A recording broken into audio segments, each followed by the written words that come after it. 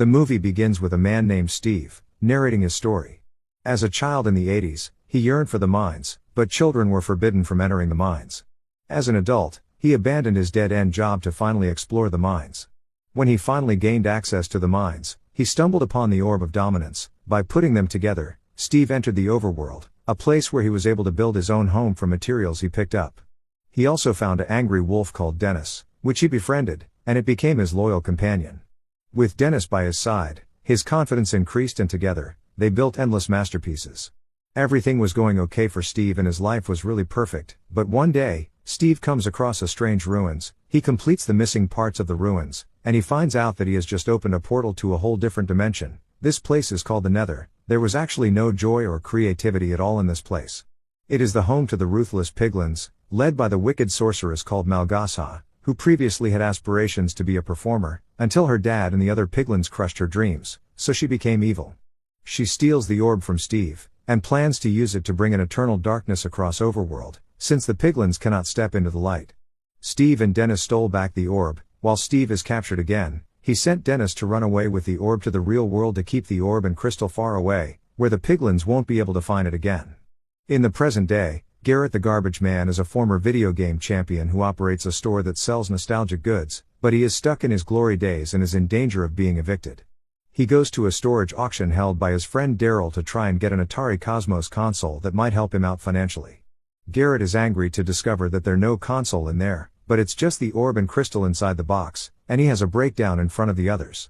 Meanwhile, a young girl called Natalie drives her brother Henry to a new town called Chuglass just few months after they lost their mother. Henry isn't happy because according to what he has seen online, the town is really bad, but Natalie tells him that they don't have a choice because rent there is kind of low. Natalie starts a job at the local potato chip factory working on the company's social media, while as for Henry, he rides his bike to his new school. He branched at Garrett's store and admires everything he saw in there, especially a blue shining crystal. Garrett tells Henry that he will soon be starting a mentorship for people who want to win at the game in life, and it's $50 per hour. Henry asks if they usually win in life, and Garrett replies that it's usually the answer he charges money for. Just after that, Henry attends his new school, but firstly, he is told to meet the vice principal. The principal placed a name tag on his chest revealing they are so happy to have him at their school, because he is the first student to enroll here ever since that article came out about the school rankings. Immediately he attends his first class, where the children are asked to draw a banana. Henry draws a banana with a rocket. Two bullies at his side makes fun of him, asking if he's some kind of rocket scientist. Henry tells them he is, and will prove it to them. The next day at school, when Henry tried to demonstrate a jetpack model he created, the two bullies cut a wire, which causes the jetpack to fly out of control, and destroys the local potato company where his sister works. The principal tells Henry that what he did could be ground expulsion, and he needs to call a guardian. Henry calls Garrett the Garbage Man, and asks for a favor of coming to his school to pretend to be his uncle. Garrett agrees when Henry offers to pay him $26. At his store, Henry is confused why his jetpack didn't work, and now he must have probably caused his sister her job. Because of that, he totally gives up on science. He sees the shining blue crystal and the orb at Garrett's store, and wonders what they do. Garrett finds a manual that instructs that never should the orb and the crystal be combined under circumstances for the temptation of riches, since there is danger ahead. Henry puts the orb inside the crystal, and it starts to pull him and Garrett towards the mines. Meanwhile, Natalie calls Dawn the real estate agent that sold her and Henry their house, and who also runs a mobile petting zoo. Natalie is scared because she has been looking for Henry everywhere but couldn't find him. But after a while, Natalie and Dawn finds Henry and Garrett in the mines, while Dennis is seen watching them from outside. The portal to Overworld opens, and a force comes out from it and drags them inside. Malgasa and the Piglins are alerted of the orb's return, which gives Steve an opportunity to escape their clutches and leave the Nether. The four are surprised by how beautiful the Overworld looks, and as they prepare to go back home, everywhere suddenly turned dark. Out of nowhere, sinister skeletons with arrows and zombies shows up out of nowhere and started attacking them. Henry discovers how to build an overworld, and makes a fortress for him and the others to get to higher ground. Steve shows up and helps fight the monsters, but in the chaos, Garrett accidentally gets the earth crystal destroyed, leaving them without a way to get home. The morning comes back, and the rest of the monsters burn up in the sun. Steve tells them that with the crystal destroyed, there is no way they're getting home. But he gives them one solution, which is, they can actually replace the earth crystal, but they need to find the woodland mansion to do so, and the journey there will be perilous. Steve leads the four on their quest, and tells them what Overworld has to offer. He takes them to the village and shows them the inhabitants that live there, and how easy it is to create things there. After a while, the Piglins shows up and they are being led by General Chungus, and this gives the crew no choice but to fight back and defend themselves. They are outnumbered, and as they run, Steve, Garrett, and Henry get separated from Natalie and Dawn. The guys were successful able to run away from the Piglins, while Natalie and Dawn teams up to battle off villains and end up finding Dennis to lead them back to Steve. Chungus returns to Malgasa and gets executed, so she sends her creation, the Great Hog, to find the heroes.